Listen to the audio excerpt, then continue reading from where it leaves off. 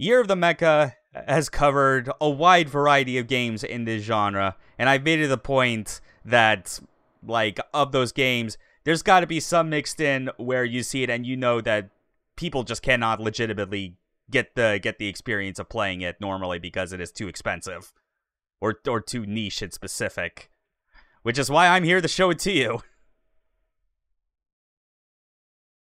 And I'm here too. Thanks for having me. I have actually played this game on the actual controller at one point. I no longer have it, unfortunately, but yeah, the game in question, as you can see from this stream title, Steel Battalion, and you know, just because I did this when I did the Let's Play for this years ago, just to get out of the way if someone is like trying to like call bullshit on me, this is my controller. I have it. This was taken like a couple years ago, back when I had gone, when I was like doing the Let's Play for this off the ground, which you can see like on the website or YouTube channel, but like whatever, it's on the internet. So like this isn't gonna be like a new thing for me or anything. You can say I've played this game quite a fucking bit. A real beauty of a controller. It's one of a kind.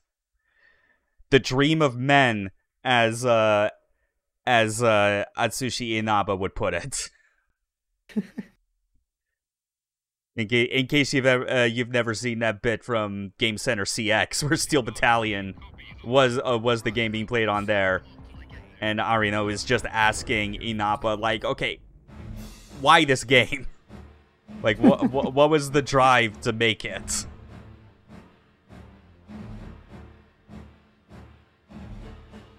And it's not a full dual joystick, so it's not like a virtual on controller. No, it's so much more than that. Like each of the sticks are like, they all have like their own different feels to them and whatnot. But I mean, like, this game has lets you check your controller settings, like, so you can really see just what all there is. Yeah.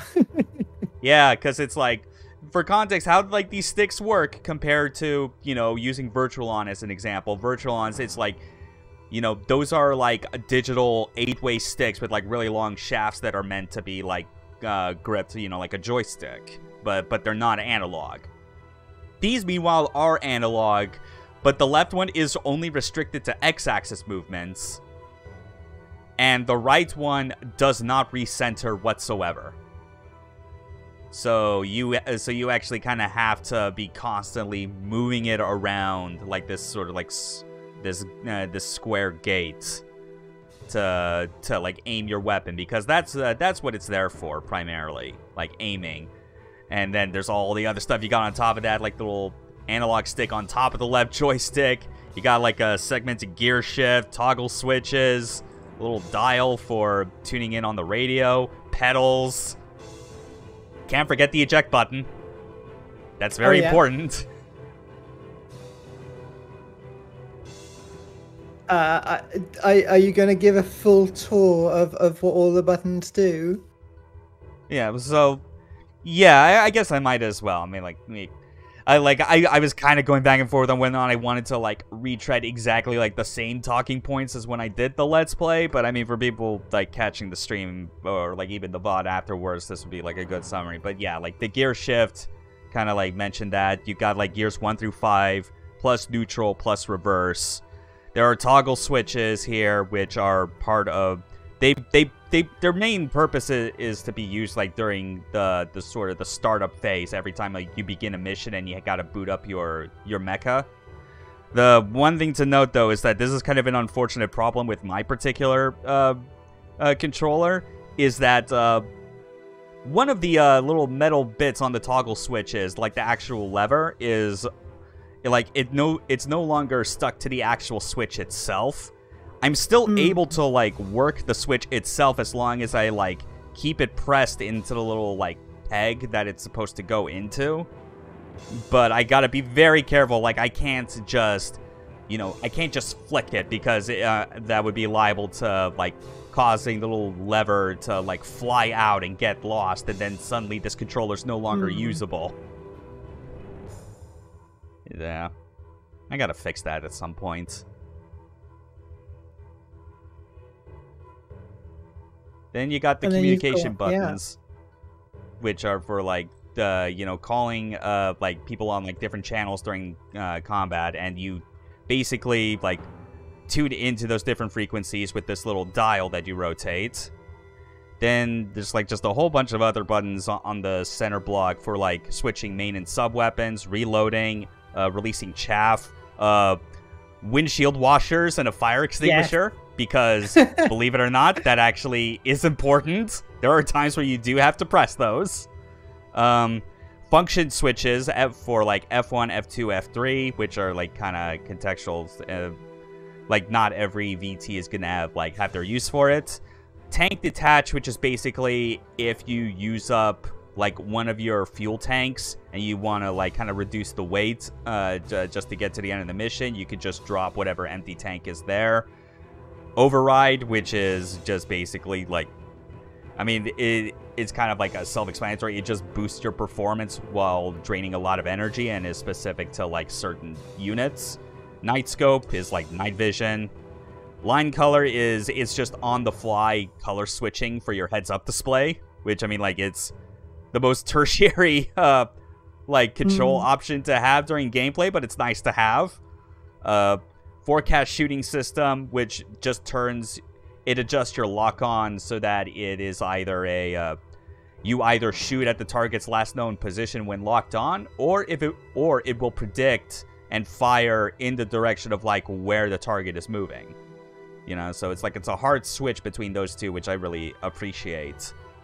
And manipulator is you switch over to, like, a tiny third mechanical arm that is used for, like, grabbing objects or manipulating oversized door switches. And on the right, you got stuff, buttons that are for, like, that have to do with, like, the multi-monitors in your cockpit. You know, like, kind of, like, closing certain windows, changing, like, the map zoom, and, like, buttons for, like, the cockpit hatch, ignition, and start, which, like, these three right here are very much, like, tied with, like, the startup sequence. And yeah, like, as mentioned before, there's the eject button, which you have to press if your VT gets totaled, or else you die. And the right stick has triggers and buttons for locking on and your main weapon and sub weapon. That's it. Oh wait, yeah, that's right. The pedals, accelerate, brake, and this left one, which is actually most important, is the slide step. It's basically your dodge, and it's the sort of thing where, even though this is a very slow, big, stompy mecha game a la MechWarrior, I feel this is more interesting than those because of this one particular movement mechanic. Yeah, it just adds enough dynamic, like, aspects to kind of how combat goes that it's not just, yeah, I'm just gonna go full throttle, running circles, torso twisting, and just shooting things, hoping I don't overheat. Like, there's like a bit more minute, like, movement that you do engage with. Alright. Hopefully that made sense. Made sense to me. Yeah. Oh yeah, and there's all, like, these other extra options that I have because, like, I played through this game enough times that I got through, like, all the higher difficulties and whatnot. Like, you can, like, kind of, like, change, like, the voices to, like, Japanese if you want, in which case you also get, like, a choice of, like, different, like, voices for your player character. Just kind of wild. But we'll stick with English just so, you know, people can actually understand it.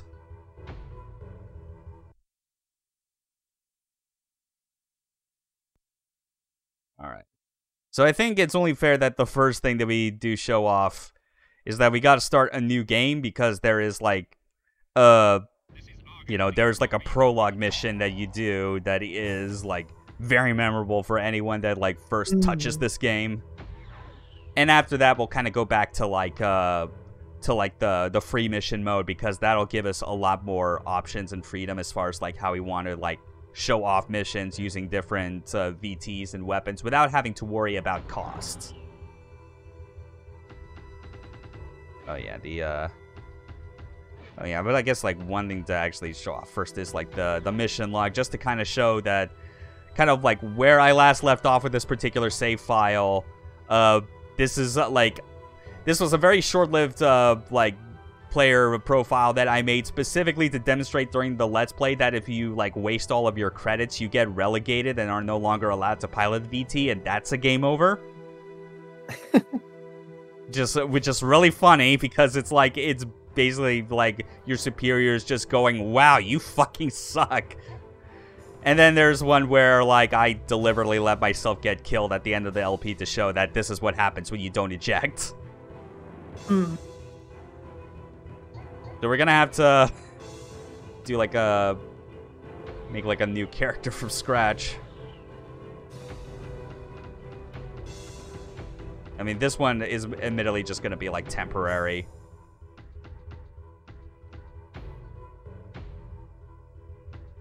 Oh yeah, that's right, because of normally you do not get the selection when you're first playing the game, but like there are 2 campaigns that you go through. This, I feel like it is just more of a remix overall than like the first one, because you end up replaying a lot of like the same mission environments with a lot of the same objectives, just harder. So we'll probably be spending most of the time just focusing on Hai Shi Dao 2080, because that's kind of like the more fresh campaign, as it were. And then different difficulty selections. There's like 4 others that you can access past this, by the way. There's a lot to this game that makes you that they try and make you like just keep playing it over and over, that sort of thing. Which you did. Yes, I very much did. I wasn't sure if I could because of the inherent repetition. So, you must be the new recruit. From today, I am your instructing officer, responsible for your VT training. In the following 6 months of rigorous training, you'll be pushed beyond your limits. When this is all over, you will be the best there is. So you can thank me when I'm busting your powder fresh ass. Is that understood? Understood, sir! Now, follow me. I'll show you around the garrison. Yes, sir! You can clearly tell where they were limited in budget. This is the hangar. The predecessor of the JPEG dog. What's the matter? Yeah. Sir, may I ask what the VT is called? I've never seen one like it, sir. The M7 Decider. I'm sure you've at least heard the name before. The next generation VT that'll replace the existing models. It's now being tested here. But already it has shown results that far surpass its predecessors.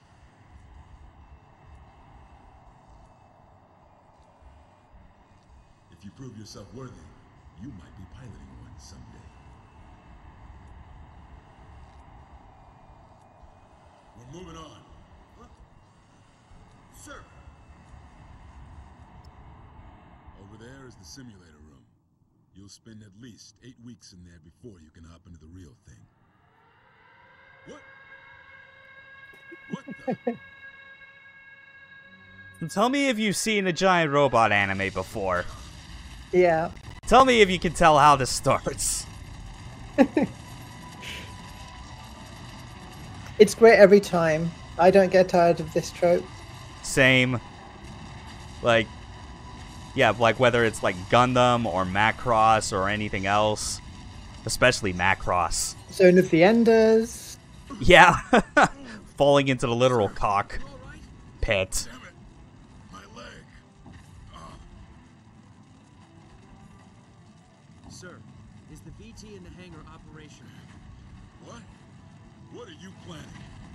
I'll pilot it. Hold them off, sir. No! That's insane. You don't have the qualification to pilot a VT. Let alone an experience with it. I think I can do it looking at the manual, sir. Trust me. No! Wait! I mean, in his defense, so he's like, I think I could do it just from having read the manual. that is what you as the player with this game would actually have to be doing anyway to understand it, because they are not telling you in this mission like what you gotta do. So here we go. This is the money shot for this game. The pre-flight check. Alright. Oh, that's right. I had the switches in the wrong spot first. You're gonna have them, like, angle to the right and then, like, flip them left. Alright. And then, once all are above the solid green line, hit start.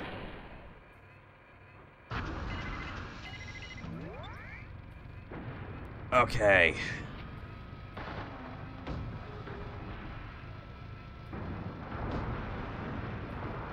Yeah, and they're already just busting down the hangar right as you, like, are finishing the startup. Yeah, it's possible to just sit there on the startup and fail to do it and then get blown out. Yeah.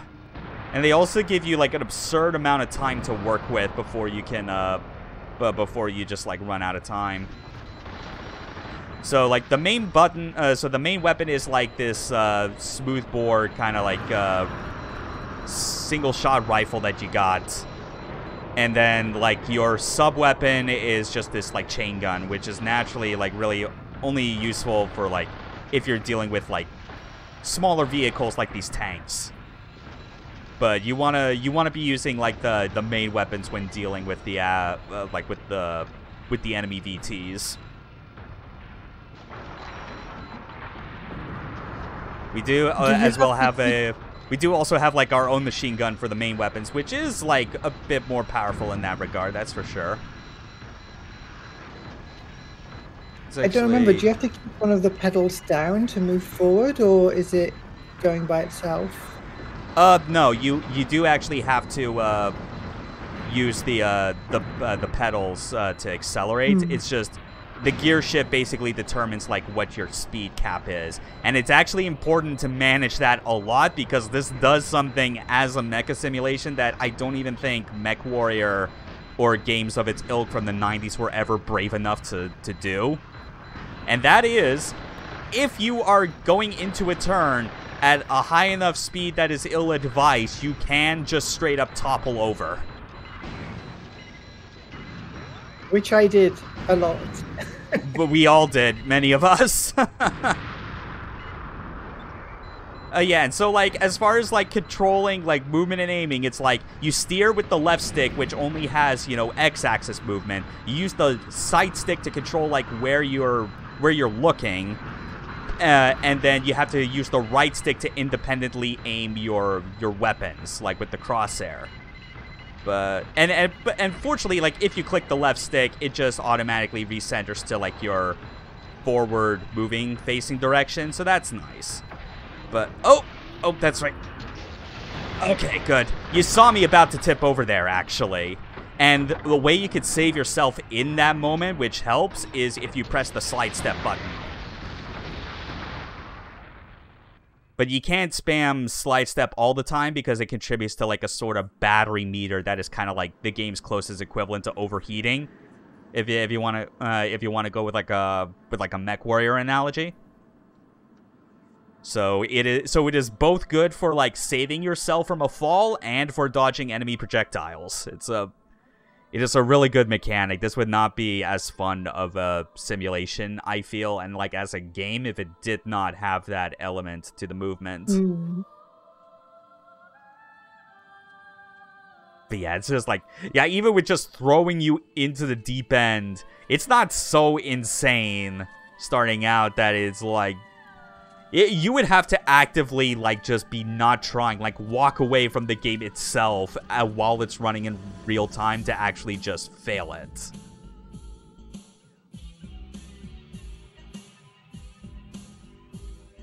And this is then to, like, kind of give us our, kind of overview of, like, what the conflict is in this game. And that is, not China decides to be extremely territorial and start, like, invading and occupying, like, countries and territories that were, like, formerly theirs. Tell me if you've ever heard this before. Also, Gormit Sin looks a little bit like Dr. Strangelove, if you kind of saw it briefly in that definitely, yeah, that kind of UN meeting with him on the screen. I mean, for fuck's sake, like the names of the enemies literally called Hai Shi Dao. Could not be any more obvious that this is supposed to be kind of like a China analog.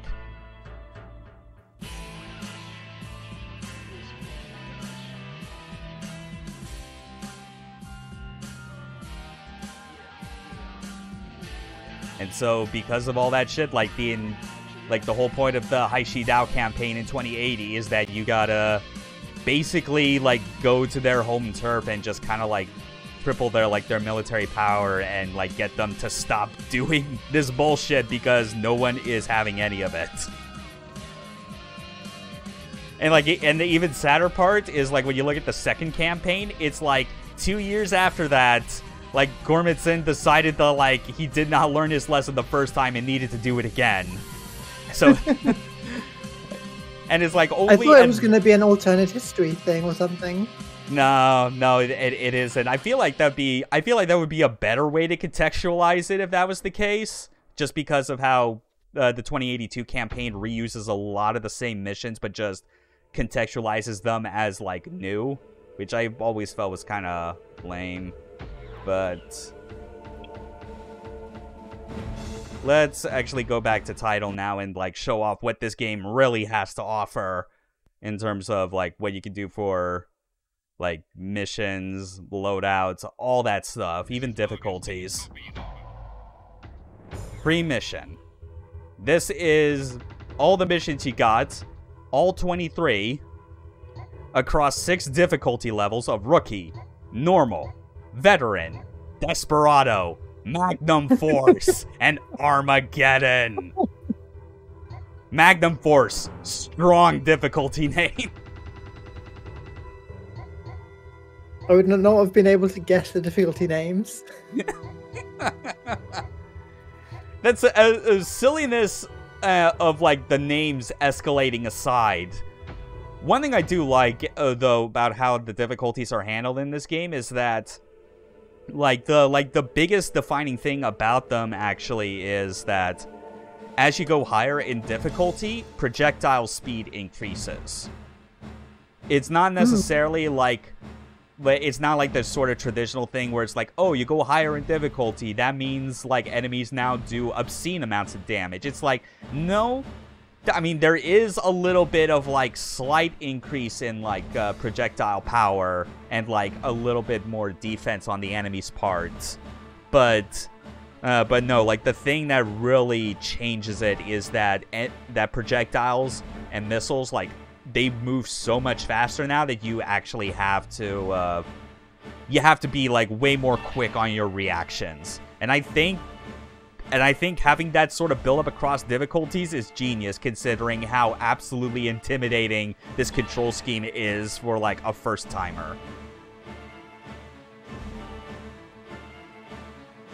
Yeah, I haven't heard of another game do projectile speed changes across difficulty levels. It's really interesting. I feel like that's something that, you know, a lot of the retro shooters we got now could stand to probably do a lot more of, really. Considering how I think a lot of them have kind of rightfully clicked into the idea that hit-scan weapons are just not as fun to deal with compared to ballistics and projectiles. So, like, if you, like, made a shooter with, like, adjustable difficulty, and the higher the difficulty went, the faster the projectiles went, I think that would be, like, a more acceptable type of difficulty management compared to just being like, well, we'll just make them take more damage.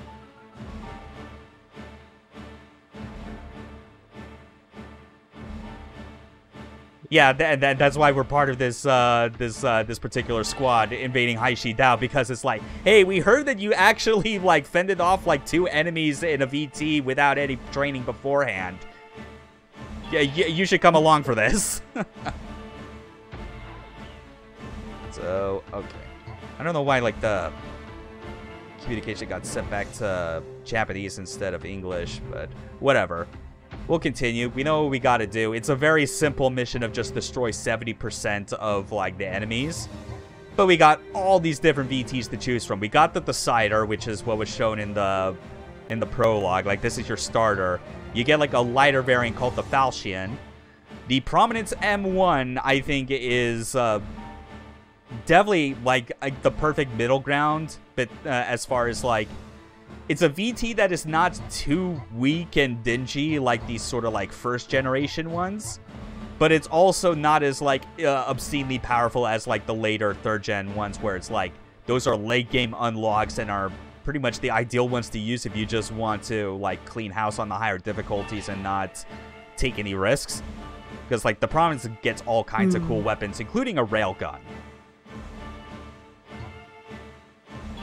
Some more lights VTs that are second gen. This one's interesting because it actually has a melee weapon unique to it that is just a stun rod. So the idea is, like, if you hit it with that, it doesn't cause damage, but what will happen, it can happen to you if you get hit with, like, a similar stun type weapon, but for the enemy, it's like they'll be stuck in place, and the person inside the VT is basically having to redo, like, the boot up sequence in their mecha just to get back up and running again. It's pretty great. This is definitely one where it's like, I recall from the brief time I spent with, like, the sequel, the multiplayer game Line of Contact, and talking with people that spend a whole lot more time on that game than I did, just kind of mentioning just how, like, players that use this are especially cheeky, just because they know how good that is for, like, just leaving enemies a sitting duck if you manage to stun them. Like, who cares about damage, because you can just, like, stack it. You can, like, stack all the hits you want afterwards as they're scrambling to boot that shit back up again. And then there's the Vits, which is, like, the enemy model. Fun fact about this one, actually. When you are piloting a Vits, like, all the multi-monitors in the cockpit are grayscale. They're monochrome. They don't even have color. I think I did pilot that one at one point. I definitely remember the monochrome monitors, yeah. Yeah. They got, like, Vortex, Scareface. I'm pretty sure that's supposed to be Scarface, but whatever. I imagine it's probably scary as well to people. I mean, like, the Scareface models, I feel like, are generally... They're typically, like, the builds that you tend to go for if you're really wanting to kind of take more advantage of, like, the really long-range weapons for, like, taking a sniper role. Oh yeah, there's also the M-Vits, which is, like, a slightly upgraded version of the Vits that, like, becomes available in the 2082 campaign.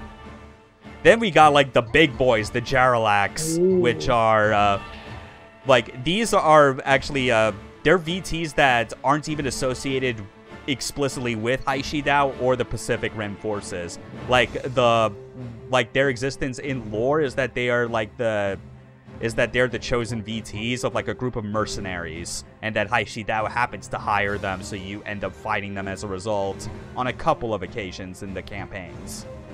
It's like an updated version of the Scareface, a Maelstrom, the Behemoth, which is fucking massive, as you'd expect. And then you got, like, these third-gen VTs, Regal Dress N and A, which are just variants on the same model. The Quasar, which has a railgun, and it's like, this is an interesting one as far as how to unlock it, because it requires you to not only get to a certain rank, but to also find it, like, in a specific mission that's, like, where it's locked away in a hangar. And then you, like, once you do that, it's like your superior officer's like, oh, cool, you found some interesting hardware. Secure it, and we'll bring it back to base. And then there's the and then there's the Juggernaut, which is, for me, this is this, but better. This is the one that I just use to blitz through, like, Magnum Force and Armageddon mode, because it's really good. So I think, I mean, we already showed off the Decider. You know, I'll torture myself for a bit and use the Vits with its monochrome display, just so people can see what I'm talking about and that I'm not making shit up. So right here, we got we got like loadouts that we can, like, customize. We have weight limits that we got to worry about, although there's two limits. It's like there's the standard weight limit and max weight limit. Right now we're, like, at 11, which is more than the standard, but one less than max. I mean, I could still keep the, yeah, like airtime grenades designed specifically for close combat because of the contact fuses. Grenades will detonate and inflict damage even without direct contact with the target. So, yeah, just kind of in proximity. The question is, though, do we want to...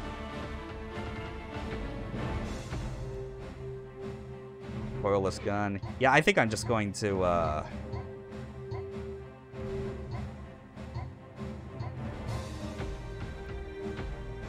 I'm actually going to switch out, like, this rifle we got for the, for one of the recoilless guns. There we go. And we can add extra fuel tanks if we want. I'd say it's, like, not nearly as necessary for this, just because this is ultimately a very short mission that we're going to demonstrate. Oh yeah, and you could also have a boombox playing in your cockpit. The equally important second part of your loadout. Yeah, the only thing that's like a downside to this is that I feel there was a missed opportunity by not including like custom music support, like how you could with the original Xbox, just like load, like just put a CD into your disk drive and then just extract the MP3 files.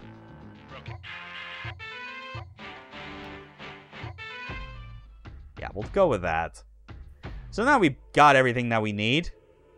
And also just it's reminding you like what our communication buttons are for if we ever need to like communicate with our allies. To kind of like the first one to like receive a message or call, the second one is to basically ask for a repeat if you didn't quite get that.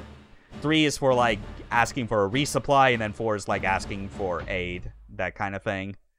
There is technically like a squad mechanic to this game that's part of like the 2082 campaign, but I'll be honest, that's an element of this game that I feel like it could have done without. It's like, they just feel like more of a liability in the grand scheme of things. There we go.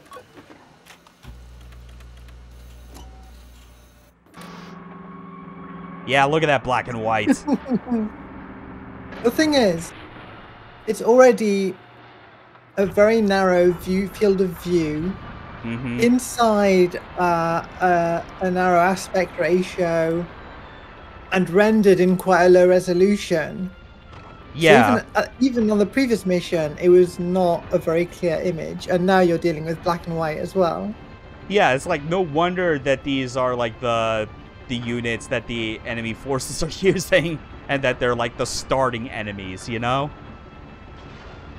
So there we go. We're out of the U-boats. We're storming the beach, all that shit. Got this nice triumphant music like playing in super low quality on our boombox, which I appreciate that detail. Like they do a lot to actually make it feel like it's coming out of a device in your cockpit and isn't just like just the background elements, as it were. All right.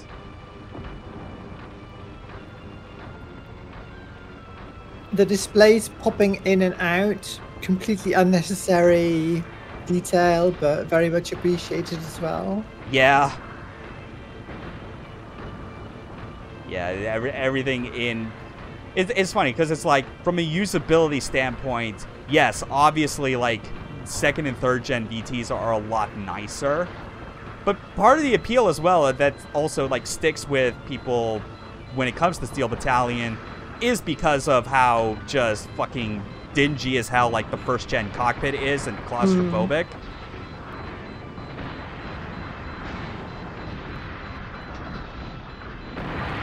Oh yeah, that recoilless gun, doing a pretty good job. Oh, I am kind of getting hit though. Whoops. Oh shit.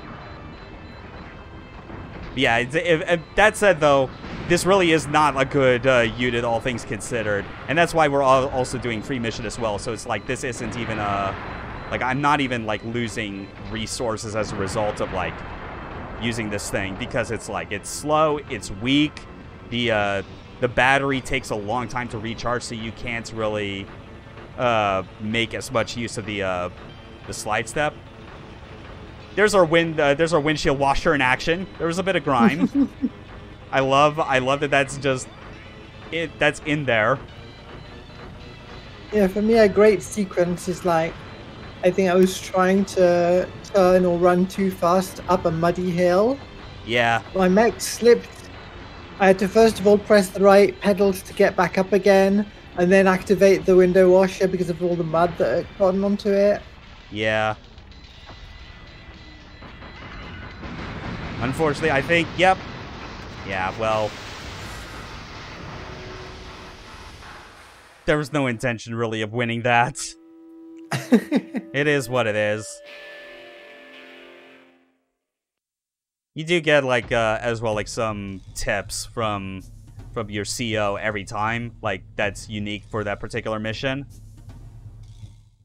And it was, I kind of skipped through it, but, like, what he was talking about there, excuse me, is actually, like, a very important, thing, to make note of, and that is...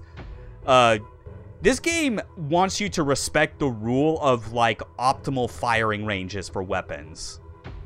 Because what happens is, like, if you are firing a weapon when it is outside of that effective range, is that it counts as a miss, even though it will connect, because, like, it basically does no damage.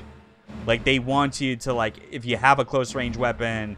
even if you got a clear shot at the enemy, they want you to be within, like, the appropriate distance for, like, the damage to count. And it's kind of weird, though, if only because, like, you would think that they would do something that eases you into it more by having, like, a sort of scaling curve to the amount of damage you do.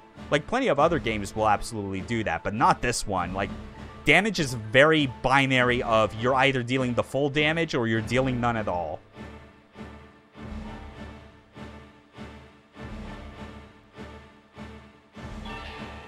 So this is a mission a bit later on in the game where, like, by this point, you would actually get access to being able to use second-gen VTs. And that's where a lot more of the really fun options start to come into play. Because this briefing is talking about, like, the manipulator arm, which is something that you have to use for this one. Even though... well, I forget. I want to say that even first-gen VTs are still capable of doing that. But more importantly... second gen onward is when you are able to get access to things like the FSS system and override. And override's really important if you're trying to, like, really, like, maximize on using a bunch of your on, like, using the fuck what I'm saying, like your slide step, as well as, like, other weapons that would probably be a drain on your battery, such as the railgun. I'm actually probably, you know, just to kind of keep things under the weight limit, we'll probably save, like, the railgun for just a bit later on.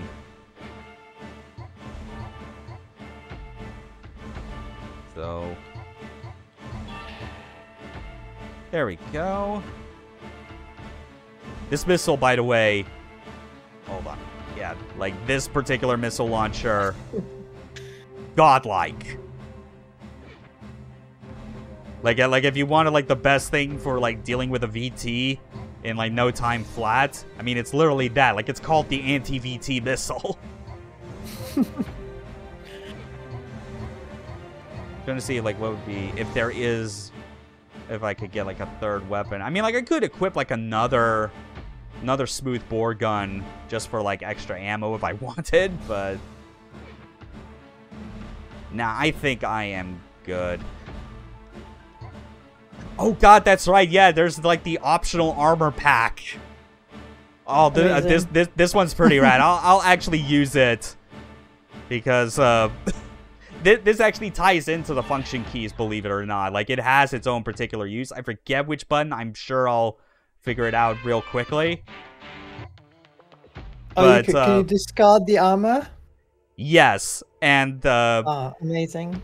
But more importantly, like, why you would discard it after the fact, aside from, you know, it alleviates the weight, you know Macross, right? I do. You know about Valkyrie super packs? Yeah. Yeah, we got that. Oh, yes. And look at this improved cockpit.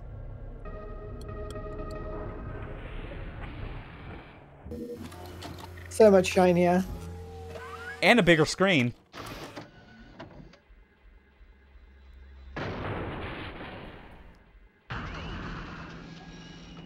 There we go.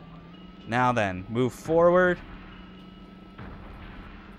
Let's see. Switch over to the smoothboard to start, because I don't think there's really much in the way of like BTs right now.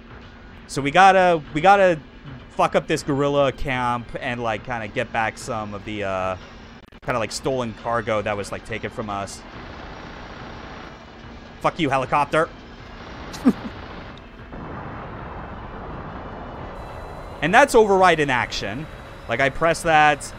It'll drain more fuel, obviously, but, like, it does increase our speed. Like, if you're in third gear, the speed you get from override is basically equivalent to going into fifth gear. Like, that's how big it is. Mm. Anyway. And so it increases your total capacity for the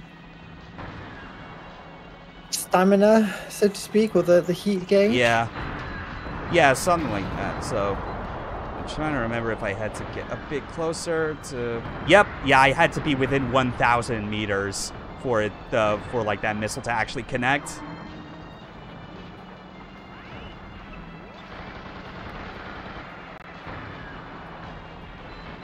We're not... Oh, goddamn shit. You know, fuck it.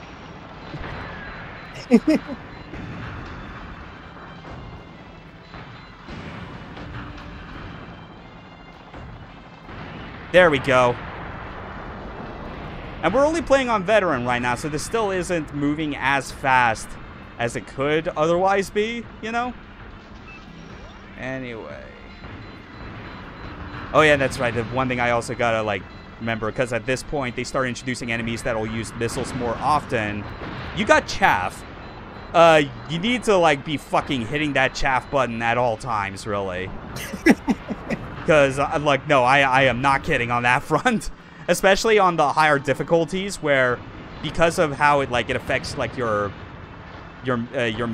speed of missiles, like, I kid you not, like, if you see missiles on Armageddon coming your way, even if you hit chaff, like, it won't cause them to, like, swerve away from you fast enough that they'll likely still hit you. Like, that's how insane, like, the increase in projectile speed is.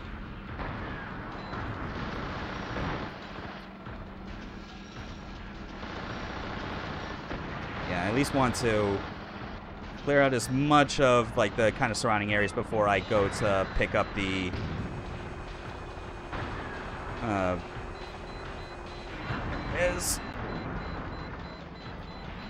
Yeah, I think past 15 is actually ideal to work with, yeah. But alas, we're now out of missiles. I mean, no big deal, really, I guess. So...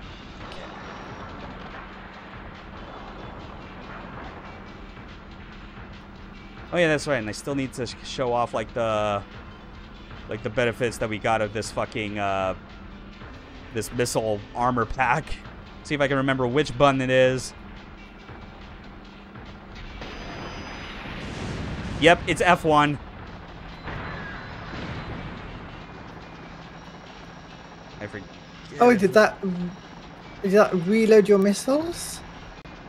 I forget, or... Oh, wait, no, I think I'm an idiot. I think I actually ejected the armor. Oh, my mistake. I'll have to... Oh. Yeah, like, I am not kidding when I said that, like, I didn't really, like, do any, like, sort of, like, practice of this beforehand, just because I had played this game enough as is, that I've, like, I could probably still remember, like, how this all goes once I'm kind of back into the swing of things. I think around here, though, there might be a... like, one of the... crates we need to pick up. Yeah, it's right over there. So here you get to see the... Here's our manipulator arm in action. It's got its own separate, like, crosshair or whatever that you gotta line it up with. And then... Oh, wait. Hold on. Get closer. There it is. Yeah, that's how it works. By missiles. Yeah. Also, there are cows in this level you can pick up. Like right over there. So who here has seen Turn A Gundam? Aww. Oh, shit. There it is. Hey, little buddy.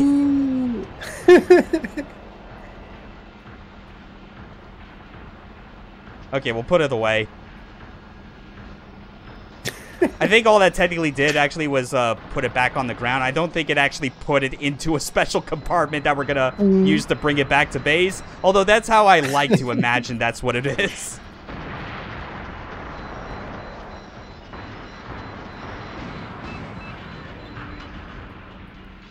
That's a spin-off anime for you. Just about farmers using VTs to herd their cows and sheep. Yeah. Yeah, so like when you're like going into a fight against another VT with override, it is so much nicer. But obviously you then got to remember, like, once that's all done, you really need to let off on the like having it on all the time, because it is just like a resource drain after the fact. Ah, there's the second crate.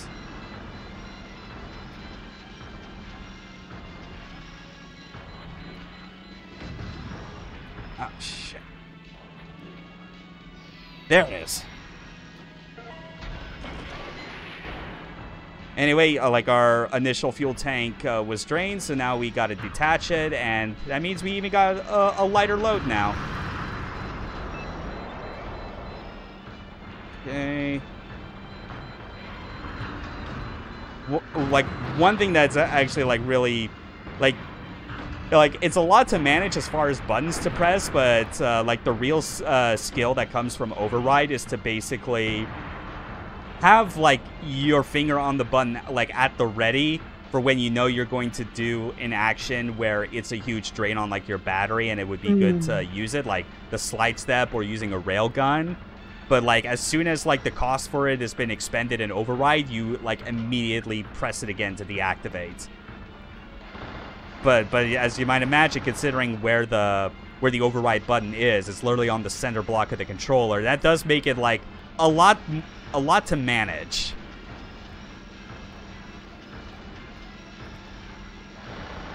Okay. I do always kind of forget exactly where the where like the last thing is. Like a little crate.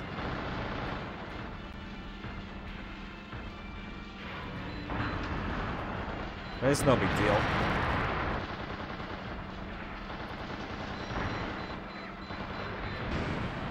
Yeah, we're just... It's a shame we're all out of chaff. Oh well. Are the red dots on the map VTs, or are they essential target? Yeah, the red, like the red enemies on the mini-map are VTs. Like, yellow is more just the, like the smaller class enemies. In fact, one thing I am going to do...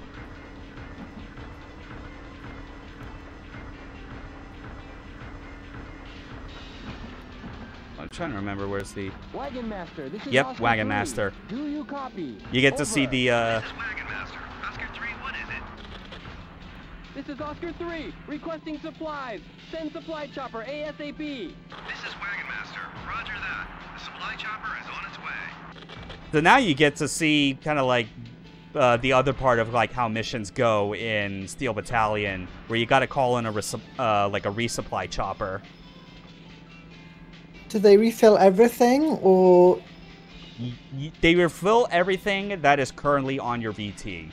So they can't refill the extra fuel tank that I had dropped earlier, but they will refill, like, the tank. They do also do a bit of, like, health repair, but only up to 50% at a time.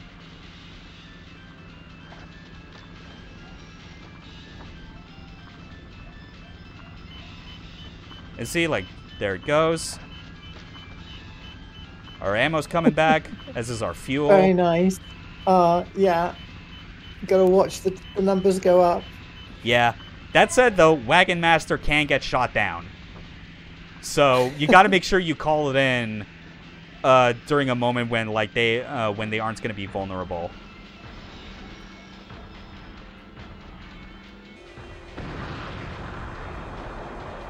I'm still really enjoying how fuzzy and grainy the main image is, like in the view.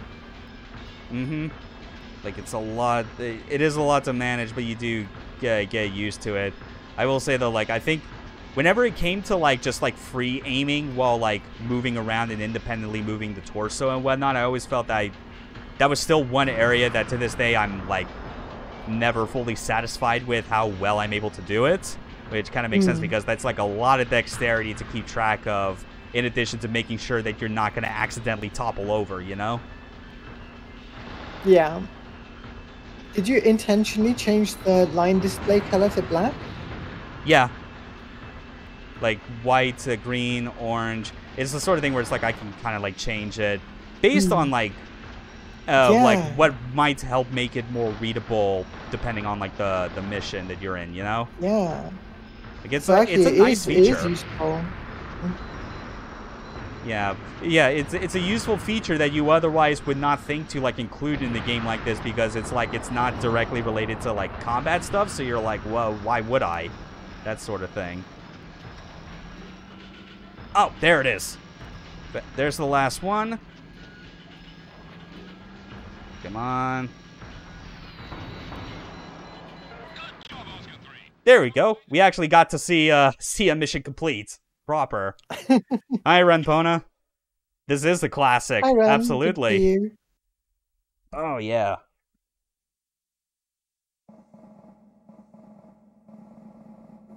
So now we actually get to see, like, the proper score for, like, completing a mission. VT damage 0. That's mostly, like, a no damage bonus. Like, if you manage to get through without taking any hits to, like, your main armor, you would get some points for that. Which I should add, like, the special armor module for the prominence is basically the way that you guarantee that you can get the VT damage bonus. Because damage to the armor pack doesn't count against your main armor. There's also supply and combat points, which this is another interesting thing that's, like, related to the difficulty settings in this game, where like you get like your total points get added to supply and combat, and they then get individual multipliers applied to them that are, like, directly inverse to each other, and it's all related to, like, which difficulty you're playing on. So, for instance, on rookie difficulty, if you wanted to take it easy, you'll get a lot of supply points out of it because you'll get like a multiplier bonus that's more than 1. But for combat points, you'll get like a multiplier bonus that's less than 1. And, you know, supply points early on is actually kind of something you want, because you want to have, like, a good surplus of money to spend on, like, another unit if the one you're using gets blown up in a mission. But if you're not getting combat points fast enough, then that means you're not going to go up in rank as quickly, which means it'll take longer for you to get access to some of the more advanced VTs. Yeah, I ended up using the one with the black and white screen because my good work mech blew up, and that's all I had money to buy. Yeah. So let's see, what would be another good one to try from the 2080 campaign? Yeah, I'll do mission 7. It is kind of a lengthy one, but I'll also use this as an excuse to finally show off the railgun. Because this is one where we're going up, like, against some Jarlax proper. So it's like the big, heavy mercenary VTs that you gotta worry about.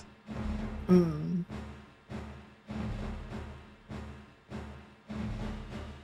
Yep. Yeah, that's like important intel. This is also related to like a mission that that actually precedes it earlier, where you actually kind of had to like do reconnaissance of this canyon, and the crazy part is like once you like approach the gate, like the entrance to this facility, like as part of the scripting, it opens up and just a bunch of Jarlax just start like pouring out of it, and the way the mission ends is that you just have to run. It's like, no, don't fight them. Just don't. It's a bad idea. and get out of there. But now it's like, we know what's in there, so we're ready to take them on. I don't know if I want to go specifically with the, yeah, I'll go with the Quasar instead. Just the sooner I can get to showing off and like using 3rd generation VTs for the rest of the game, the better, because it really is just a nice cockpit that those have. Yeah, I want to see all the cool cockpits. Yeah, so we got rapid fire rifle, 355 millimeters. I feel like the numbers are very easy to overlook if you're just looking for things based on like weapon type and not taking the time to realize, hold on, like the millimeter, like the caliber size for these bullets are absolutely insane because they have to be scaled up to these massive robots. Like normal caliber rounds we think about are just a fraction of this. If like a 355 millimeter round hit a human, that would just be an explosion.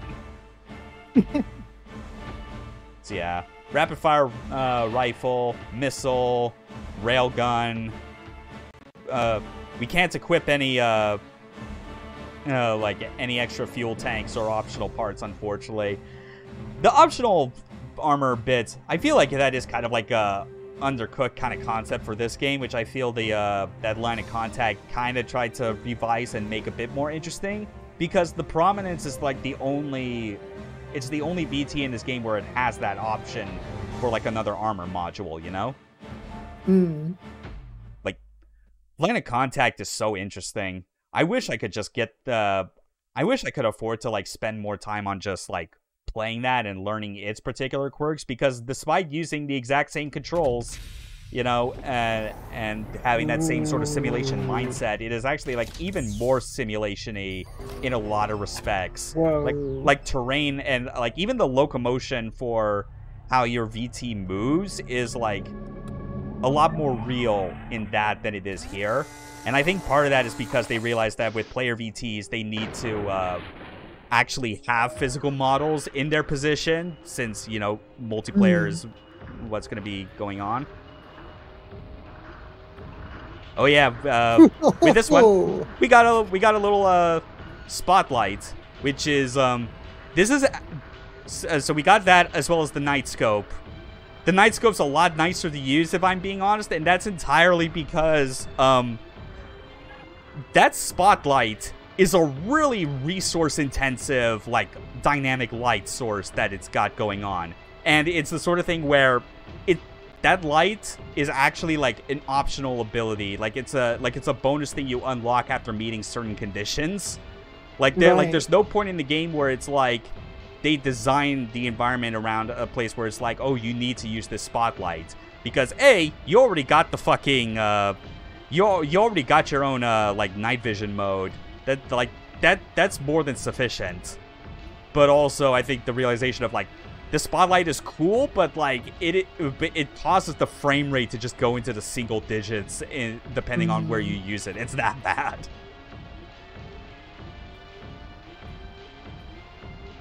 But yeah, just look how nice this cockpit is. Look how high tech it is.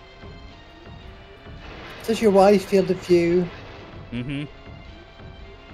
Like all the instruments are digital now, so you don't really have this sort of thing where it is like, you know, you still got like these sort of analog bits going on.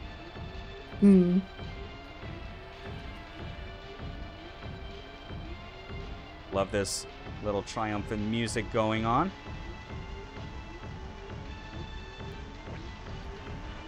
Now with the railgun, it's interesting. There's actually 2 variants of it depending on like which unit you're using. Like the hold on, that's getting quite a bit bumpy on this terrain. Hold on, and there it is. Okay, so here's something to explain about like how like the railguns work. On the Prominence, which we didn't show, although I might, even though it means going back to a 2nd-gen cockpit, is that when you fire the railgun on a Prominence, it fires instantly. The Quasar and the Juggernaut's railgun works on like a charge-up timer, like like you press the button and you got like a full second until it's ready to shoot the projectile. And that actually is more beneficial than you realize, despite the delay firing, because this game's AI, it will occasionally do what it can to dodge your projectiles, but the way it determines like if it will avoid your attacks is if you are locked on at the time you are attacking. And when I mean by attacking, I mean when you press the button at that moment to activate the weapon.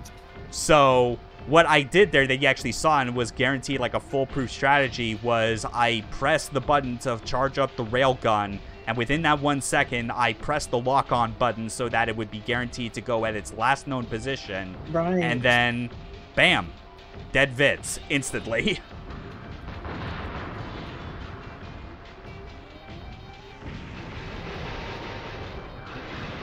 Gotta be careful as well of like colliding with the environment as you're trying to get through. God damn. It's this is a very hard to see what's going on. Oh god. Oh jeez. Okay. That was kind of bad, but whatever. We at least got we're gonna be doing like some resupply runs eventually. Because like this is like again, this is kind of like a lengthy mission to it because you have like this you know, like this whole outside section, like this entire canyon you gotta traverse. But then you got the inside of the facility, and once you're inside, you can't call in for resupply choppers. The only way you can get like help is if you go back outside. And that's honestly, I feel like the safer decision to go with, you know? Like whenever possible. Hell yeah, it is Steel Battalion, Ben. Welcome. Welcome. The game I bought without even owning an Xbox. Yeah, honestly, I did the same, and then I bought the Xbox to go with. Yeah. The only thing I regret not being able to hold on to was the box that the controller came in.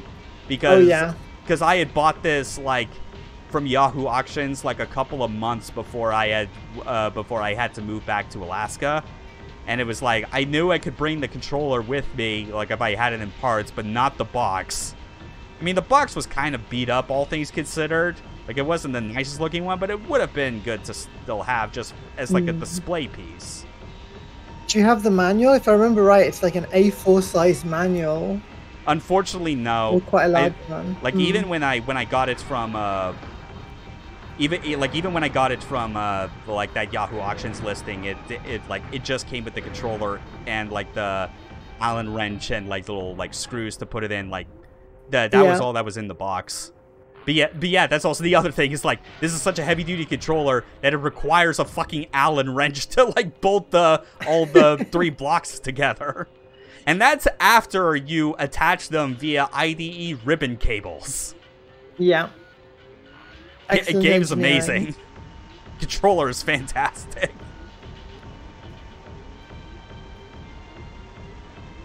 So now we're inside the facility. Like, this is the entrance. I am going to at least destroy a couple of enemies inside before I go back out to call Wagon Master. You do get a lot of, like, having to, like, open doors and whatnot.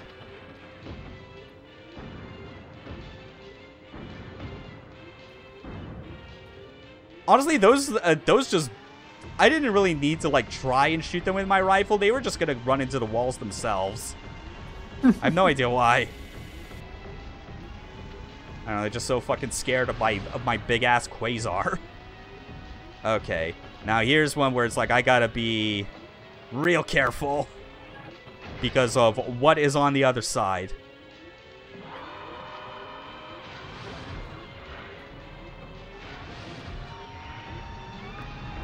There we go. Oh, Jesus. Yeah, honestly, I'm going back out to Wagon Master just right now. That is, like, that was a single shot, and, like, I am already, like, on my last bit of health. That's kind of one thing God, there's so many UI elements that are always so hard to, like, properly describe in the moment. But it's yeah, like I haven't figured out which bit is your health. Yeah, it's like it's the window second from the left. Like the leftmost one is fuel, and then the one to the right of that is like your health.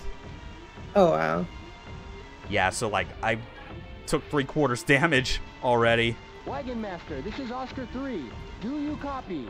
Over. This is Wagon Master. Oscar 3, what is it? This is Oscar 3, requesting supplies. Send supply chopper ASAP.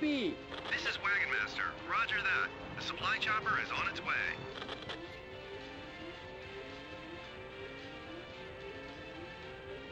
Just chilling out with my boombox.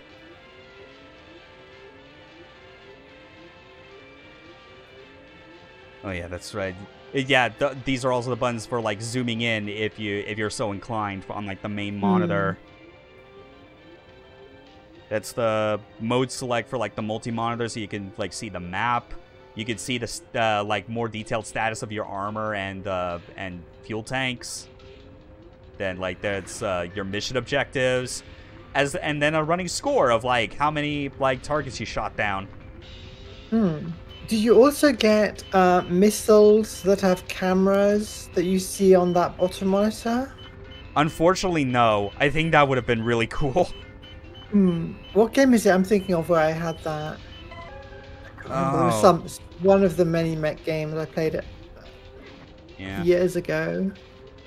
I kind of get what you're saying. I feel like that's a familiar thing. Oh yeah, and you can also turn off the map if you want. I love that little... Because like in the older HUDs, it's like when you close it, it's like it's just the monitor folds up physically and out of the way. This is like you got a nice little animation of it just like kind of shrinking and turning off. It's really neat. Right.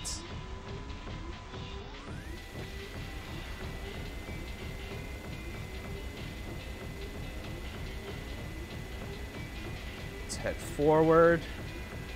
So do the other third-gen mechs have the same cockpit as this one? Yeah. Go. Oh wait, I forgot that wasn't actually a VT. I think the railgun was kind of overkill. Yeah, whatever. It's fine. Even though we're not quite back to full health, I think this is like good enough to start. Time to use an elevator in our giant oversized robot. Now it'll be hard to go back outside. Yeah. I mean, you can still take the elevator back down if you want. It's just, yeah, like your waste, it's just that you're still on a time limit with these missions overall. So it's like you kind of, like, that is like extra time that's being wasted that could possibly endanger the mission. Because of just how long it can take to get back. And that's even with, like taking into account possible fuel limitations, because if you're going back because you're low on fuel, then you can't really be risky and use like your override, because that's just going to exacerbate the fuel drain even more. Right. Now then, this is one section of it where it's like you're kind of going across a bridge and you can see another bridge in the distance with like other enemies. So the fun thing with this one is to actually like just dash across the bridge while looking to your right and just hitting all the enemies like one by one. And we got like the front view like in the bottom screen to kind of help us make sure that, oh yeah, we are on track. And bam. Oh.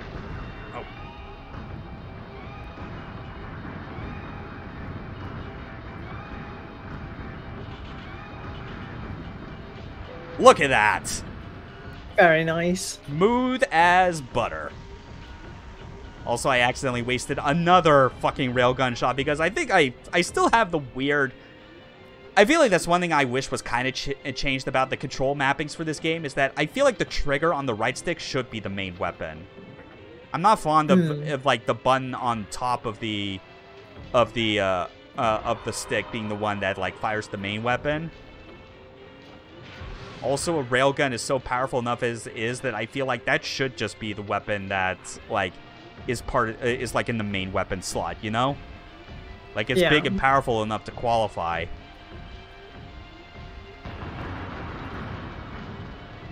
Again, I fucking... Ah, shit. Whatever. Those are just tiny little dudes, and you're shooting them with bullets 5 times their size. Yeah, but they were also shooting missiles, and that's bad.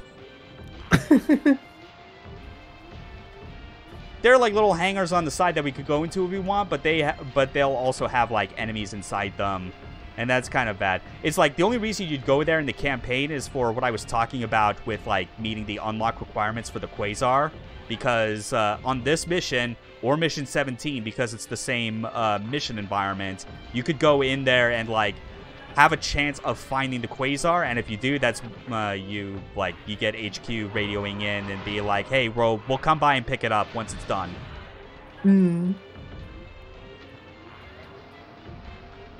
Go. We got a nice straightaway with like nothing to interfere, so let's show you like what normal top speed for a 3rd gen VT like the Quasar really is like. Whee! 167 kilometers per hour. And it's walking that fast. Imagine you're just standing there and a mech is running past at 167 kilometers an hour. It'd be like a mini earthquake with each step.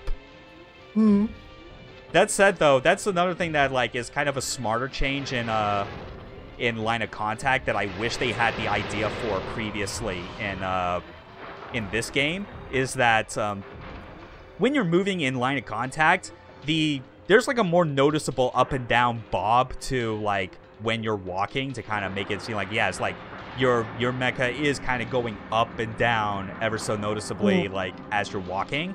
But once you go into 5th gear, it just engages with like rollers in the feet, and then you're skating around like it's Armor Trooper Votons. Right, yeah.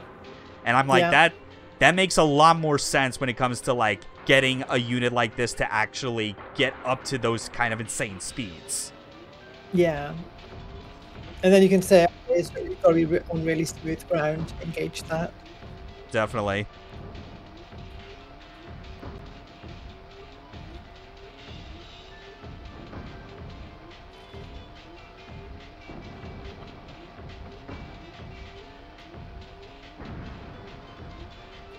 It's really hard to like hit these dudes with anything that isn't so like the sub-weapon machine gun, just because like Can you can't swamp them? Maybe, I think so. But it's the sort of thing where it's like you can't lock onto them, so that's what makes it extra difficult. Anyway, I do remember like what units are coming out of this, so yep. This is where like the FSS being activated actually does help because of the like because they're moving in one direction, so that makes it a lot easier for like the forecast system to just shoot ahead of where they're moving, and the bullets will pretty much be guaranteed to hit them. Oh yeah, and as you can see, I'm using the flashlight just for this one time. You can kind of see how a bit choppier it is, like as it's moving. Like that is of like a legit like intense. Like that is not an optimized sort of like flashlight source that you would get in like first-person shooters from even before that, like Half-Life, you know? Like it is a very, like they literally just made like a super realistic dynamic light source that casts shadows on every object that it ever like interacts with. And as you'd imagine, for an original Xbox game, that is hell as far as like rendering. Yeah.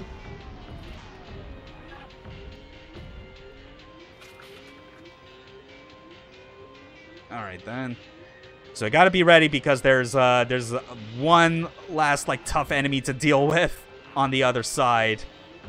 And we're going to be more or less doing what I like to refer to as Time Crisis with giant robots. Because expect a lot of popping in and out. Sounds like a fun time to me. Yeah, so... Let's see. Trying to make sure as well that... So, and... Yeah, you see what I'm talking about? Yeah.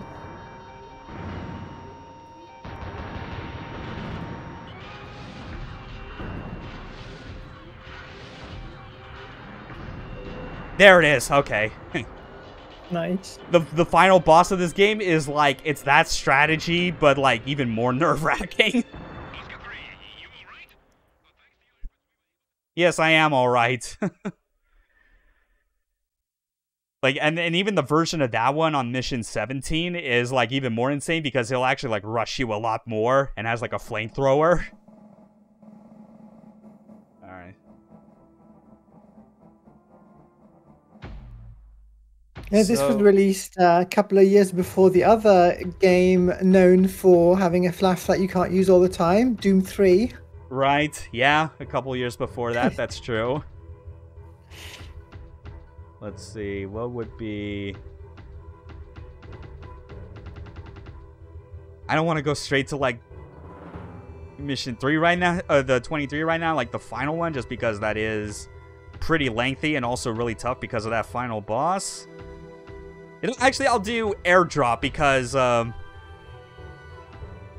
no, before we do Airdrop, actually, what I really need to do is, like, go through, like, the movie view, because I need to give a bit more context to that specific mission. So like, VTs are, like, relatively new kind of technology within, like, this universe as, like, a military, like, machine. They're obviously big and very, very heavy, but there are some where it is, like, it's specifically, I think, with, like, the Falchion, like, one of the starting units where they mentioned that, like, it's a lightweight VT that's designed for airdrops. And that might sound silly at first. It is like, what? You mean to deploy or just to cause a crater? But during the 2082 campaign, you hit a point where, like, in a previous mission, like, the enemy just has, like, the terrain advantage that, like, there's no way to get up to them by foot. So the only way to get there is to just load up on a bunch of lightweight class VTs and just airdrop them into this one box canyon where, like, their stronghold is, and then just, like, destroy them. And I'm trying to remember if... Oh, wait, no. I didn't mean to initialize that. God damn it. I meant... Okay, that was movie view. See if I remember. Oh, there's no thumbnails. You just have to remember which one. Yeah. Let's see if I can... This is it. So this is actually what plays when you start that mission in the campaign.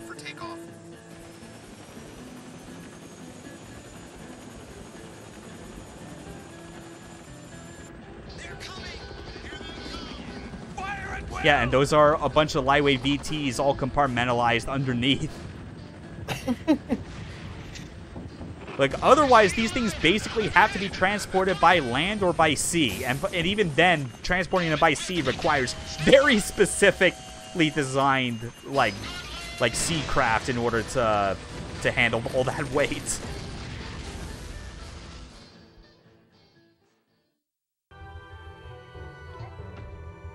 Yeah, so let's actually go back to that mission and just kind of, like, play through it. We'll even bring the Juggernaut just to clown on these assholes. And then I think that'll be enough because of just how kind of lengthy these missions can get, and obviously the amount of time you have to spend going through, like, the menus and whatnot. So Mission 19, Airdrop. This little briefing and kind of what I was talking about. Operation Cascade on the uranium mine. Like, literally mining uranium.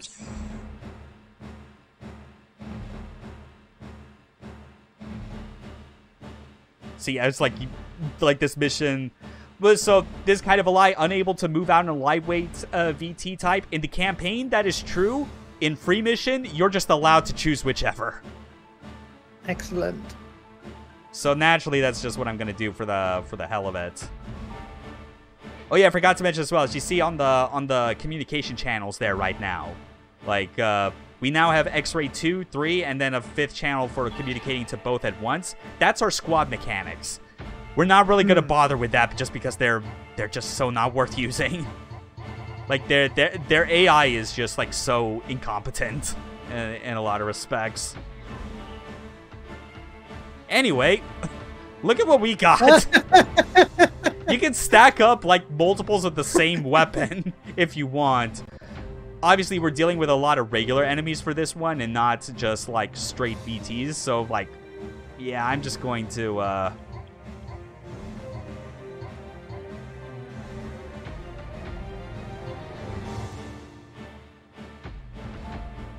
fun.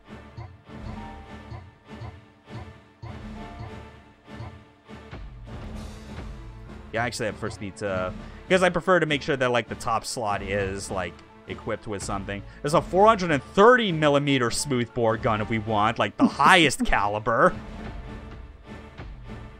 I'm pretty sure, like, we're just not going to need, like, missiles for this. We're already packed with 2 railguns. That's 16 shots to just, like, obliterate anything at all.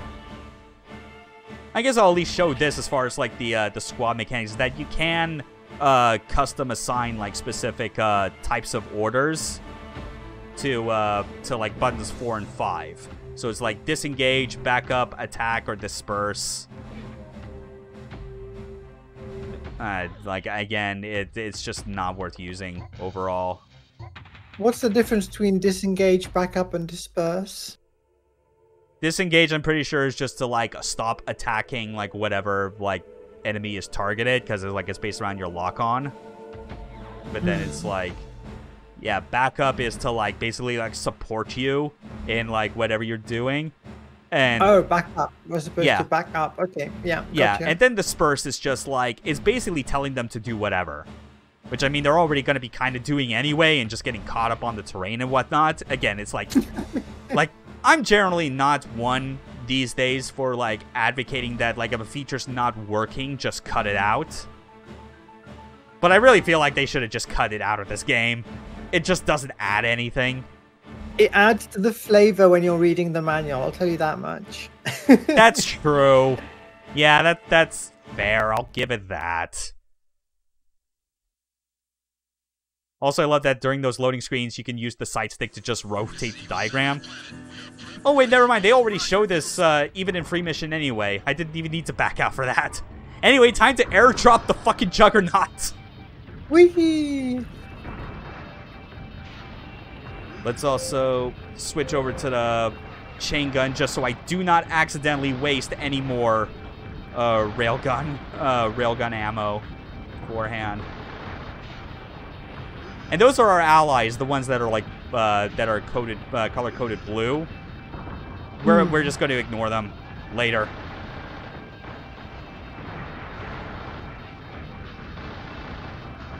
Yeah, right now we got to get up to higher ground because that's where the targets are.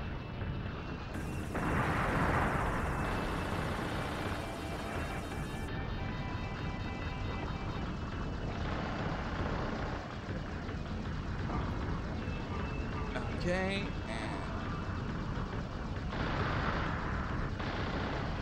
Yeah, no reason not to blow up the small fry just because they're there.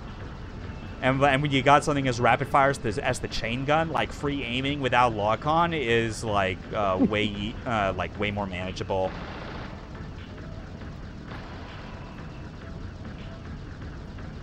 I wonder if there's going to be a wave of nostalgia for this particular era of graphics as well at some point.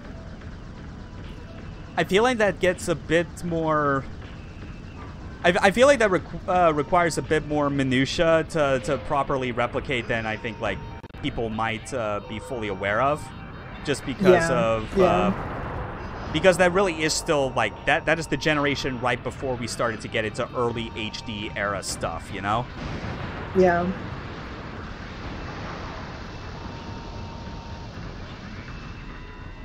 Oh, you bastard.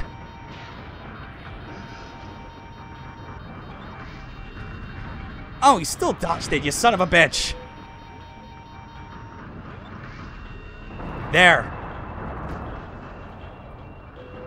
That's basically like the best combo to go with, you know?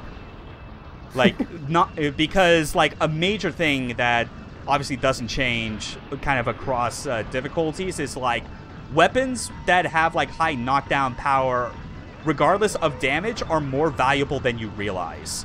Because what happens when they're knocked down? They're not able to attack you back. That means like free opportunities for damage. Oh, you should show us what happens when you get knocked down. Yeah, I'll, like, Or once I'm if in, like, a you safe fall enough over. spot, I think. Yeah. But let's use overdrive to just, like, sprint up this fucking hill. Anyway, yeah, let's, oh, yeah, but first I kind of need to build up the speed is the thing. Unless... Oh, wait, I think because I'm still on the... Oh, wait, no, that's right. Like, that orange line is, like, the hard barrier. So, I don't know. Let's just see what that looks like. Whoa! Yeah, that's what happens. And then you press the pedal to just immediately get back up. It's... So, they did get, like a person from outside of like the developer to be like the mechanical designer for this. Junji Okubo, I think he's called, and like he had like obviously like a very specific approach to designing these where the goal truly was realism in mind. And one of the things that he often laments about this game is, and like the VT designs overall, is that he could not he was unable to come up with like a believable mechanism for why a VT that topples over would be able to get back up. And it was the sort of thing where I think the developers told him, it was like, I mean, we know it's unrealistic, but also for the sake of being playable as a game, we kind of need to have this in here. Yeah. It will be like a very unsatisfying fail state if you're unable to complete a mission because you fell over and can't get up. You just need a giant balloon that inflates on the back of the mech and pushes it back up. Yeah. Something like that. Yeah, just get like the most oversized like Fulton delivery system, but for a giant robot.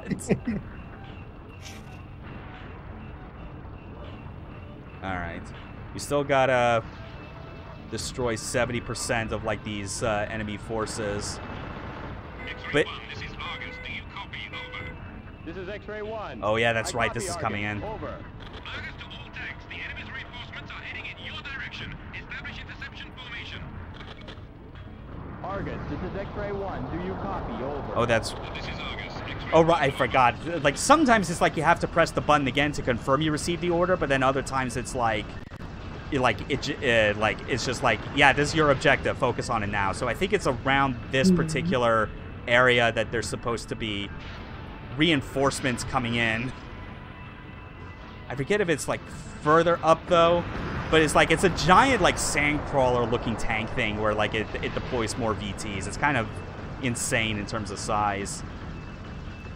So there's a whole bunch of enemies in an area you can't actually walk yourself. Yeah, I feel like that's kind of like a dumb thing this game does with the like the area of operations kind of boundaries that it sets. Because, like, you would think the orange line is, like, a soft limit, and if you actually hit the red line, that would basically be like, oh, you've left the combat area, mission failed. You know, like Armored Core does that. But no, it's weird like that. I mean, at least, like, it stops you, but it's kind of jarring to also get hit with, like, this sort of invisible wall. Anyway. Oh, that's right. Then now my squad mates are like in trouble, and I don't care. Goodbye.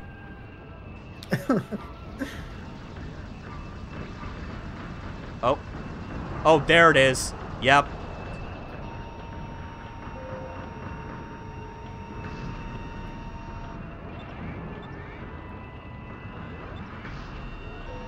Yep.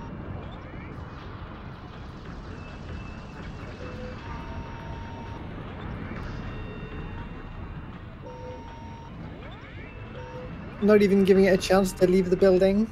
Definitely not. Fuck you, assholes. Although some of them, I think, are still leaving. Yeah, they are. They're over there.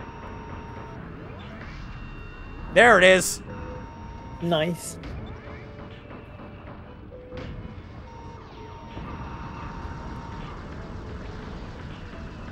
Okay, there's... Oh, man.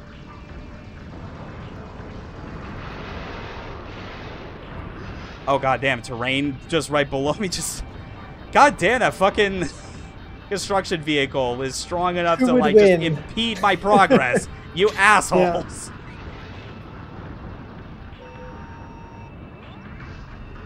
There we go. Yeah. Like, the lock-on trick combined with FSS, like, that's the good way to do. Oh, shit, bombing. Oh, yeah, there's the bomb alert. Like, there's now, like, it's kind of hard to see, but, like, a sort of red circle that's starting to kind of, that was showing up on the mini-map. Like, that's basically telling you that's where the, like, a bomb has been launched that is going to, like, land in your general area.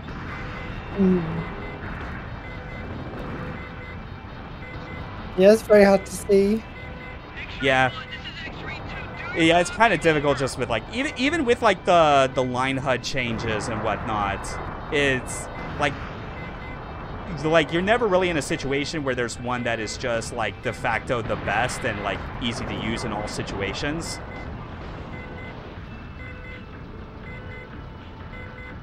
And yes, I'm still ignoring my squad mates. They're worthless. I don't care. Nice. I think that hit him, like, around, like, the back of the tank as well. But there we go. Those VT reinforcements are gone.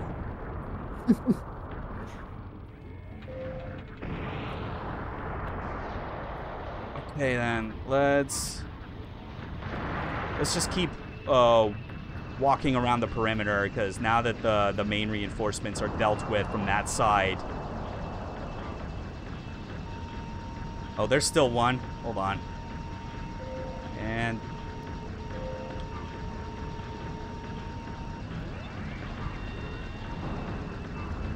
there we go.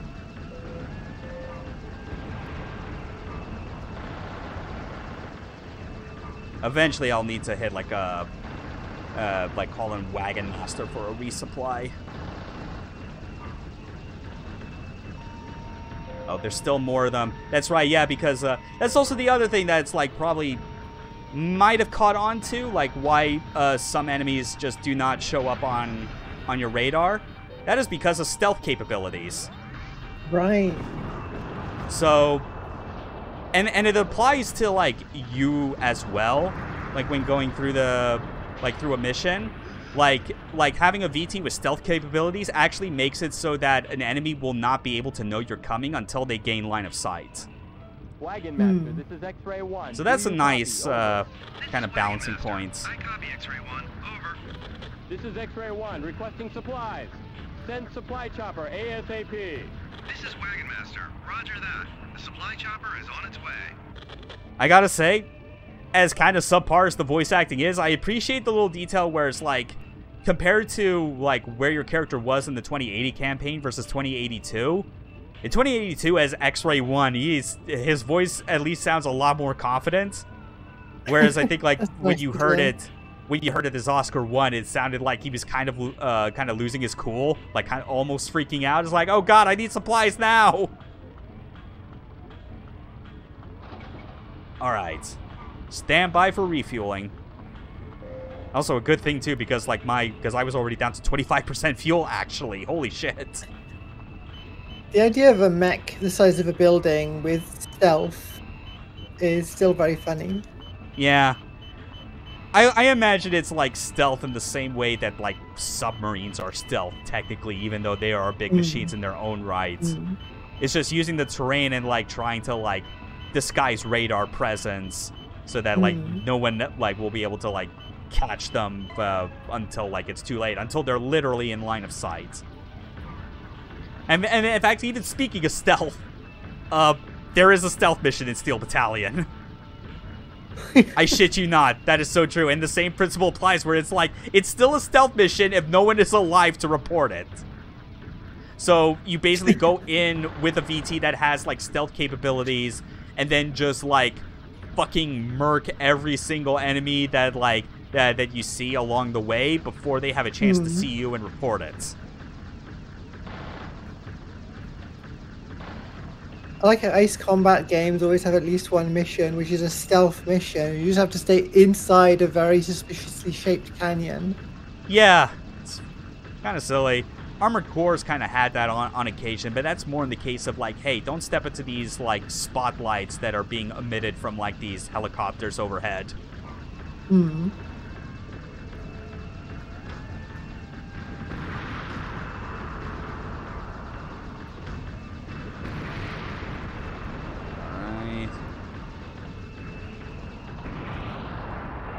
Oh, I see some big targets up ahead.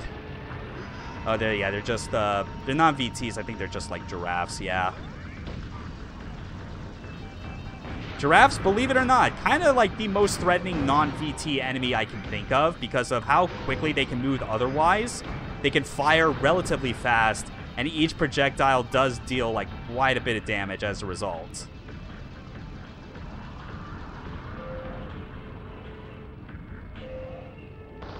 Are they tanks or small mechs?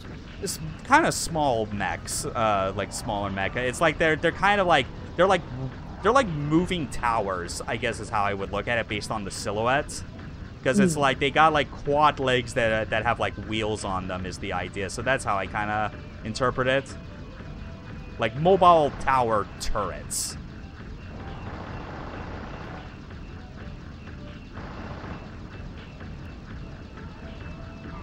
Let's just keep mopping up the enemies here.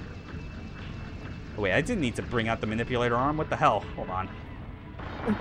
I think I was trying to actually hit the line color change. Whoops. Okay, there we go. We'll get through this eventually, I promise. Obviously, the mission's taken a while, but...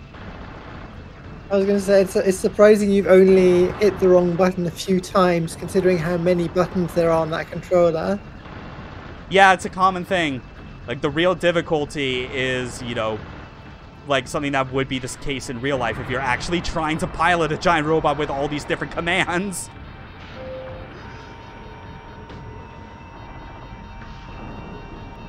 Nice!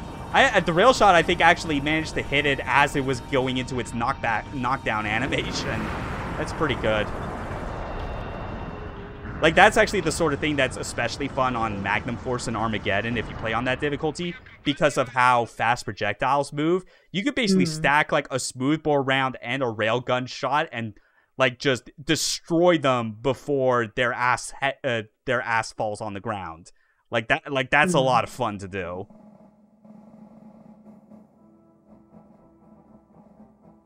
And that's like a lot of combat points as well, by the way. 13K. That'd be enough for like a medal that you would get in the campaign. And if you get like enough medals, that also adds to like the unlock conditions for like another VT. I think it's the rapier that you get that way. Yeah, that was just like a small handful of those missions. Let's at least trying to remember. Yeah, I mean, let's just like roll the credits just so you can kind of get something to like talk about as we kind of close down the stream, because this was like a solid hour and a half plus of just kind of like showing this game. Obviously nothing.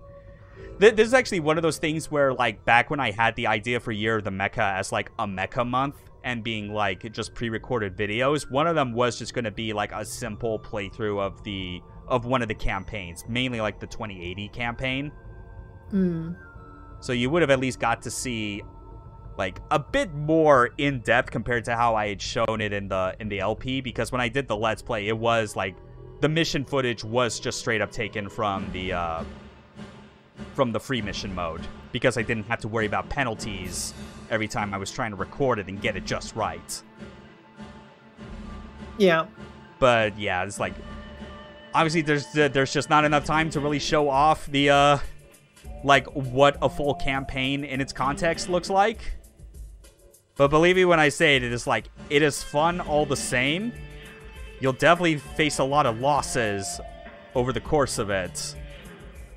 But and also be expected to just play and replay even a single campaign multiple times just to build up like the supply point resources you need in order to like not get relegated during like a veteran or desperado playthrough because you keep trashing too many VTs. What a one-of-a-kind fucking simulation game. Yeah. Like, in this genre. Like, yeah, they never really followed up in the same vein, because the sequel to this was an online-only... Yeah, it was multiplayer, game. which still has a small dedicated base that plays it to this day. Like, they got it all set up through, like, X-Link Kai to, like, kind of tunnel system link so that it's like playing online. And even then, I'm pretty sure it's like they're still kind of like do what they can with because there's that community-run Xbox Live replacement Insignia that went into beta last year, and they've been adding games that are compatible to play multiplayer with. And I'm pretty sure it's the sort of thing where it's like if the opportunity arises and like the right timing is in place to get it off the ground, I bet you like the Steel Battalion community would be thrilled to kind of have the multiplayer for that game restored, along with the custom campaign shit that was like a big deal with that game, because like that actually was like that had like a persistent online campaign that was going on with that game when it came out, and it only lasted for like 2 years. Like they basically shut that down, and all that was left until the end of original Xbox Live was, yeah, you could just do free battles with your buddies. That's it. And then, of course, there's the Kinect sequel that is... Yeah, but we don't talk about that. What if we take the one most iconic thing about this game and just remove it completely? And try to replace it with a different thing that conceptually could have been amazing if you had decided to pair it with, like, a better peripheral. Yeah. I honestly don't know at this point, like, what actually is in the running for worst FromSoft mecha game. That or Murakumo Renegade Mech Pursuit. I don't think I've seen that one. It's an Xbox exclusive, like original Xbox exclusive game that FromSoft put out that is like really half-baked in its concept. Like it's kind of in the name, it's like kind of like high-speed chases with a giant robot. But it's so stiff and clunky to control. Would you say it's a racing game? Because if it is, then I'll have to play it on stream at some point. No, I gotta say no. It feel like it's more like a mission where it's just all about like chasing after it. Because like when I think racing, I just think more of like lap times and things like that. Yeah, like actually trying to like optimize on a course. It didn't feel like that. Again, it just felt like it was like just a free-flying, high-speed mecha game with like poor controls and like kind of a half-baked like concept behind like its missions and whatnot. So it's like, yeah, it's tied between either that or the 360 game that is like in this series and is actually unplayable because of it requiring a Kinect. At least Renegade Mech Pursuit, like all you really need is an Xbox controller. Yeah, I don't know.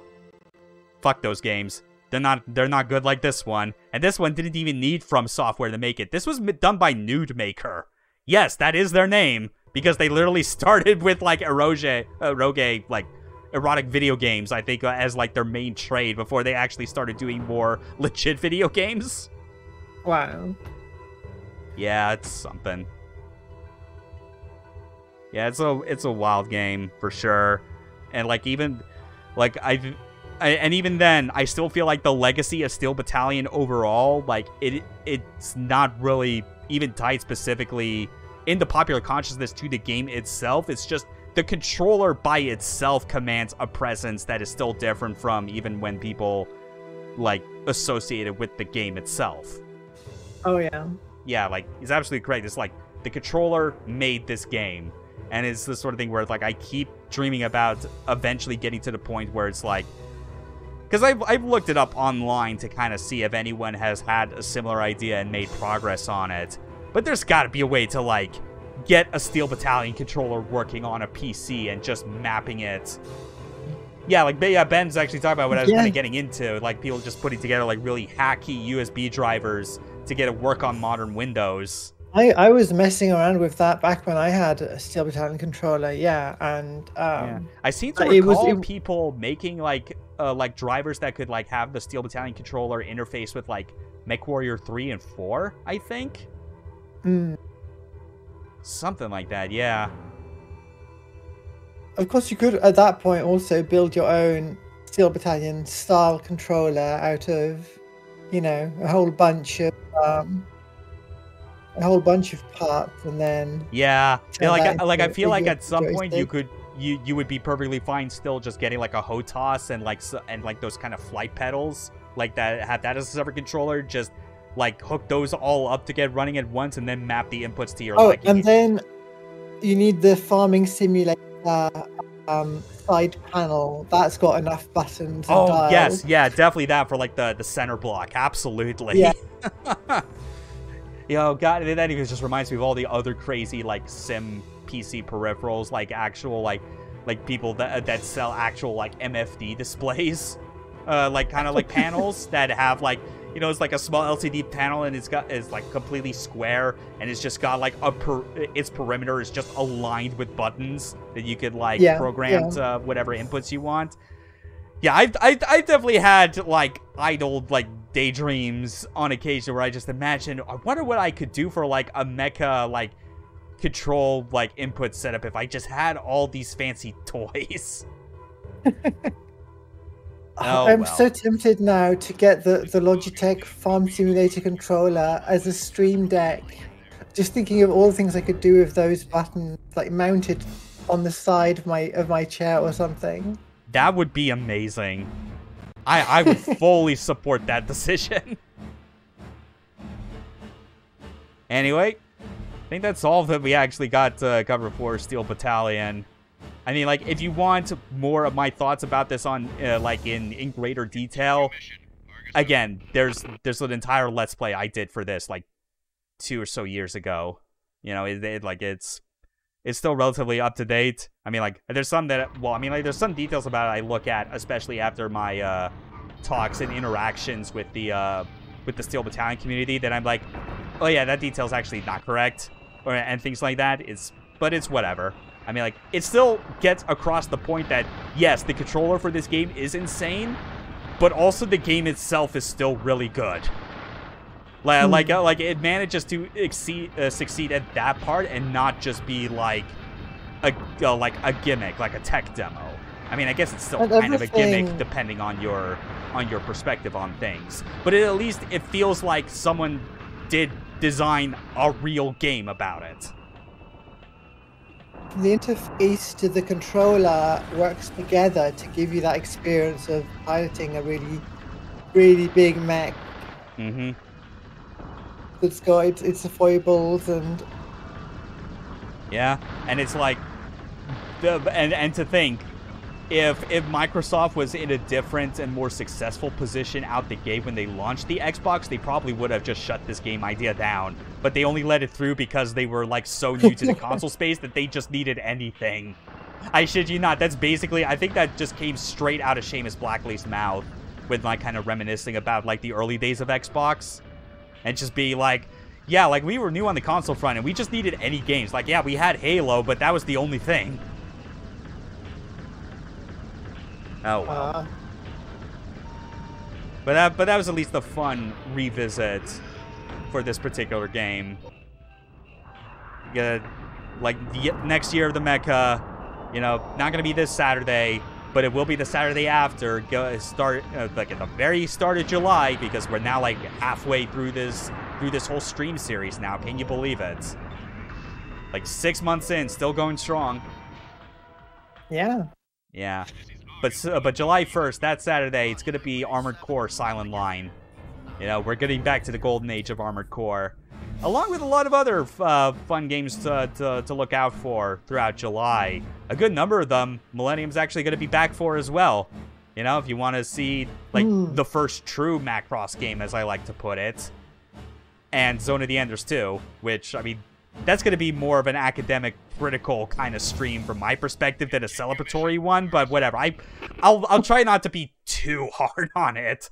I enjoyed that game. Yeah, I streamed it and enjoyed it a lot. Oh yeah, it's like, I mean, like there are parts of Zoe 2 that are worth highlighting, you know. But I also, because of the experience I've had playing a lot of other games, it's kind of important to like point out things that are like this, like there are things that like other games in this genre that it occupies do better and kind of need to be highlighted, you know, because of Zoe 3, if that were to ever exist and do some of the things that I would like most, probably would have like the best chance of being a legit one of the best mecha games ever, if it were to exist. But yeah, just look forward to that. Kojima and get yourself on the team. I mean, I would actually say, you know, well, I don't know. I feel like at this point the ship has sailed on From Software being a good candidate for it, considering how just their design has basically just gone whittled down so much that it's like if they can't do anything, like if they can only do one thing, it's just Souls games or games that have Souls elements. Because otherwise it would be like, yeah, no, they've done a whole wide variety of crazy mecha games during this this generation that it's like they would be the perfect candidate to do Zoe justice. But, well, I'll get more into that like weeks from now when we're actually covering the second runner. Or Anubis Special Edition, because I'm just gonna be super try-hard about it and be like, yeah, I got the Japanese Special Edition re-release of the game on PS2. All right, thanks again for being on for this stream, Cyborg. Yeah, thanks for having me. Yeah, I'm especially grateful. I'm especially grateful that after the past few streams of like the stream encoder just crashing and whatnot, that it has not happened this entire time. So, yay, that's a plus. But yeah, look. So, until Year of the Mecha returns, just look forward to more solo streams. Probably me, like, finishing System Shock in the meantime. Alright. Take care, everyone. You all have a good rest of the day. Bye-bye. Game over.